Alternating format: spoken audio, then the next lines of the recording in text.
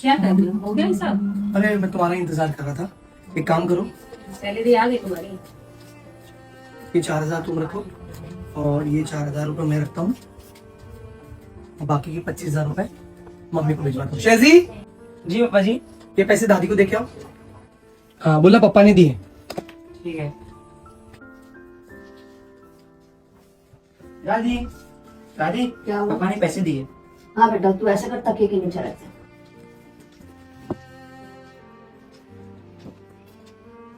एक बात बोलो, हाँ बोलो। तुमने मुझे 4000 रुपए दिए, ठीक है। तुमने भी 4000 लिए, वो भी ठीक है। लेकिन हमेशा तुम मम्मी को 25000 देते हो। क्या मैं घर नहीं संभाल सकती? क्या मैं अभी तक तुमको इतनी नादान लगती हूँ?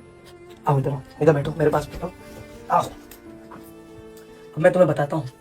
तुमको जो मैंने 4000 रुपये दिए वो तुम्हारे खर्चे के लिए दिए मैंने, और ये जो 4000 रुपये मैंने लिए मेरे पॉकेट मनी के लिए, इसमें पेट्रोल और पूरा महीने का मेरा खर्चा। ठीक है, तुम्हें ये लग रहा है कि जो मैंने 25000 रुपये मम्मी को दिए घर खर्चे के लिए वो मैं तुम्हें देना चाहिए?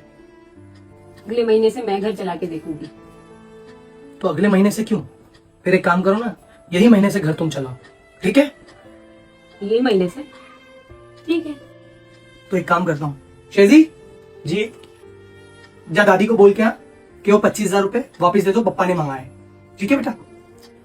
जब वापस लेना ही था तो दिए क्यों पापा जी? जितना बोला है ना उतना ही करो, जाओ लेकर आओ। जी मम्मी। दादी जो पापा ने पैसे दिए ना वो वापस मंगा रहे हैं। तो आपने तकिए के नीचे रखे थे ना, वहीं से ले लो। पापा जी ये लीजिए। लो आ गए तुम्हारे 25000। एक काम करो, मुझे 4000 रुपये पहले दो।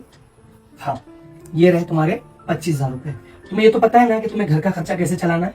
हाँ पता तो है, फिर भी एक बार तुम बता दो। मैं बता दूं मम्मी कैसा घर का खर्चा चलाती है? एक काम करो, पहले इसमें से 8000 रुपये निकाल दो घर का रेंट। ठीक है, ये हो गया 8000 रुपये, ये हो गया घर का रेंट। ठीक है, अब लाइट बिल 3000 रुपये निकाल दो। ये लाइट बिल हो गया। अब 1000 रुपये गैस का निकाल दो। ठीक है, अब एक काम करो, बच्चों की फीस निकाल दो 4000 रुपये। ठीक है, अब ये तो हो गया हमारा नॉर्मल खर्चा। और समझो राशन का निकाल दो तुम, 5000 रुपये राशन के निकाल दो। ये हो गए तुम्हारे राशन के। ठीक है, अब तुम बताओ तुम्हारे पास क्या बचा हुआ है? मेरे पास 1000, 2000, 3000, मेरे पास टोटल 4000 बचे। 4000 बचे। अब एक काम करो, 2000 मतलब 2000 रुपए ट्यूशन की फीस निकाल दो बच्चों की, है ना? जी। अब तुम्हारे पास क्या बचा है? 2000। अब सोचो मम्मी 2000 रुपए में बच्चों की ख्वाहिश भी पूरी करती है। ठीक है, मेरे लिए टी शर्ट वगैरह भी लेके आती है और स्पेशली तुम्हारे लिए भी कपड़े लेके आती है ना?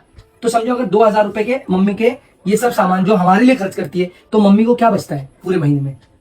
तुम बताओ। और 4000 रुपए तो मैं तुम्हें सिर्फ तुम्हारे खर्चे के लिए देता हूँ, है ना? सही बात है। बात दरअसल ये है कि मम्मी को हमारे 25000 रुपए की जरूरत नहीं है।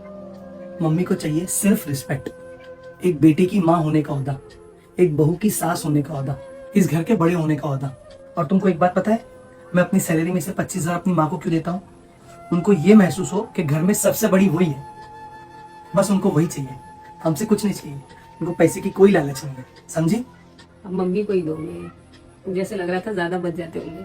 अब ये सब पैसा मम्मी को ही दे दो, अच्छा नहीं लगेगा उनको। क्या हुआ बेटा, पैसे क्यों मंगा लिए? अरे नहीं मम्मी, मैं इसको समझा रहा था कि मम्मी घर का खर्चा कैसे चलाते हैं। इसको ये लगता है कि वो बहुत ज्यादा ही पैसा। मेरे को लग रहा था कि इतने पैसे में मम्मी कैसे घर का खर्चा चलाती होंगी, तो मैं इनको बोल रही थी कि जो ये मेरे खर्चे के लिए 4000 रुपए देते हैं ना, उसमें से 2000 और मम्मी को दे दें। बेचारी मम्मी कैसे घर का खर्चा चलाते होंगे। ये लो, दो मम्मी को। नहीं नहीं बेटा, अपने पैसे खर्चे के अपने पास रखो। जो दे रहे थे ना मुझे वही दे दो, मैं उसी में मैनेज कर लूंगी।